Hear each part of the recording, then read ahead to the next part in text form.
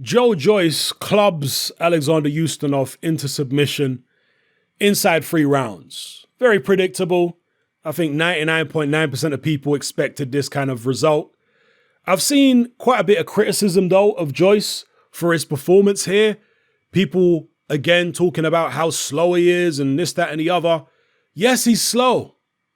He's been slow from day one. He's been slow from the amateurs. That's just, what he is. He's a slow heavyweight.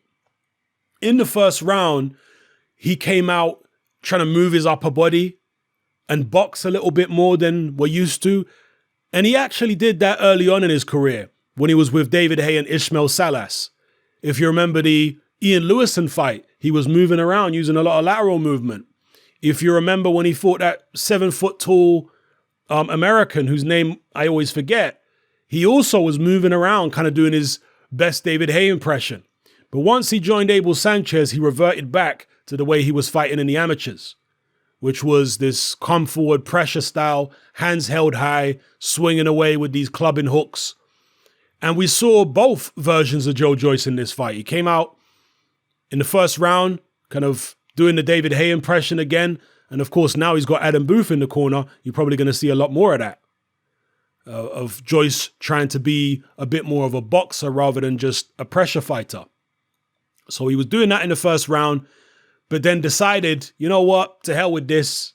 I'm reverting back to type and I'm just going to bludgeon this guy to the canvas. And that's what Joyce did. He's extremely physically strong. He's got a lot of energy. He's got heavy hands. Some people have suggested that he's not really a massive puncher.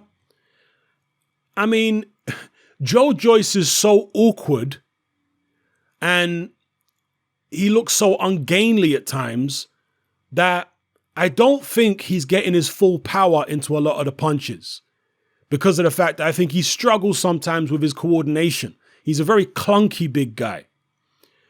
But when Joyce is able to get off a shot on target, on balance, I think he's got very good punching power. Yeah, it's just he doesn't have consistent punching power, if that makes sense. Because so much of your punching power comes down to your balance and your timing. Yeah, having good balance, knowing how to set yourself properly, and having the correct punch mechanics to deliver the punch with maximum force, getting the maximum leverage and torque in the punch, and then landing accurately at the right time in the right spot. This is how you generate punching power. Joyce being a clunky heavyweight who doesn't have the best coordination and his balance is a little off at times, he can't always produce that, serious force in his punches, particularly when an opponent is moving around and trying to get away from him. He's going to struggle to do that on a consistent basis. But occasionally he will manage to, all the stars will line up just right. All the ducks will line up just right. And boom, Joyce is able to land with some serious power. So I wouldn't underestimate his power. He's clearly heavy-handed. He's a very big guy. But I do think that he's got occasional one-punch knockout force in some of his blows. That's the best way I can describe it. But as far as how slow he is and all that kind of stuff, I think that Adam Booth is actually a good choice for him. I thought that it was a mistake for him to move away from what he was learning under Ismail Salas and just go back to what he was doing in the amateurs. Because when he first turned pro, I was thinking, how far can this guy really go with that kind of style? You're not really going to be able to change much.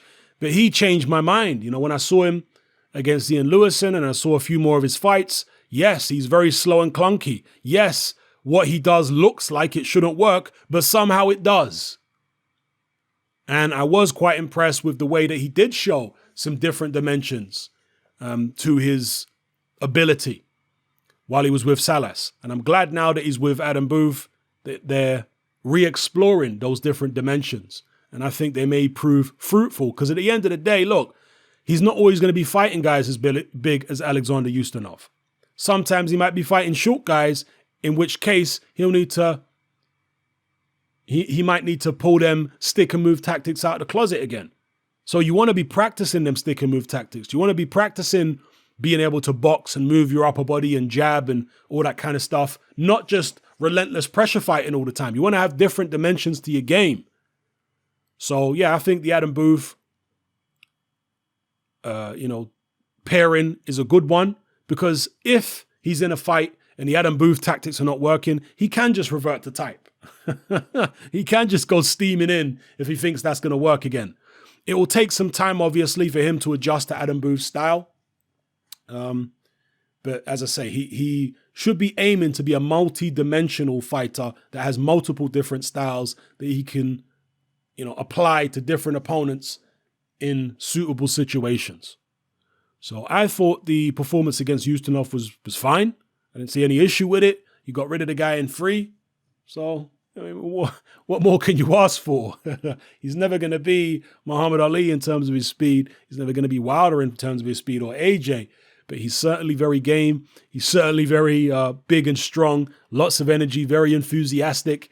And the crowd have kind of warmed to Joe Joyce. I've noticed this, because people look at him and, he comes across as kind of, I don't mean to sound disrespectful, he comes across as a little simple sometimes, or a little slow in his interviews.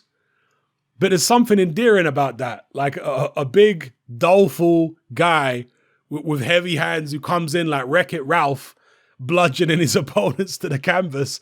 There's something fun about the whole Joe Joyce show, And I think the crowd are starting to take to him and enjoy these performances. Obviously, we want to see him in there in something far more competitive than this, and they're looking to maneuver him into a European title fight against Ajit Kabayel, or a fight for the regular WBA strap. I think Manuel Charr is supposed to be defending that sometime.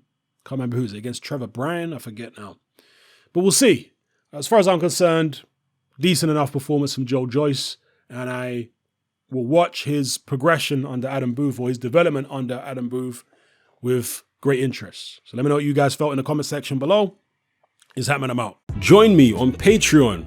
I upload a minimum of 2 podcasts every single week, covering a wide variety of controversial topics, as well as live stream Q&A sessions. Take a look on screen right now at some of the podcasts I've produced so far. For just $3 a month, the equivalent of about £2 a month, you get access to all my new podcasts and my entire back catalogue of past podcasts, including my popular Confessions of a Nightclub Bouncer series. You can listen on your computer or on your smartphone or tablet by downloading the Patreon app from the Google Play Store or the App Store for free. The Patreon app also allows you to download each podcast in MP3. For less than the price of a cup of coffee, you get access to dozens of hours of exclusive content. It's easy to sign up, there's no contract, and you can cancel at any time. So come and join our community of free and critical thinkers by signing up with me here on Patreon today.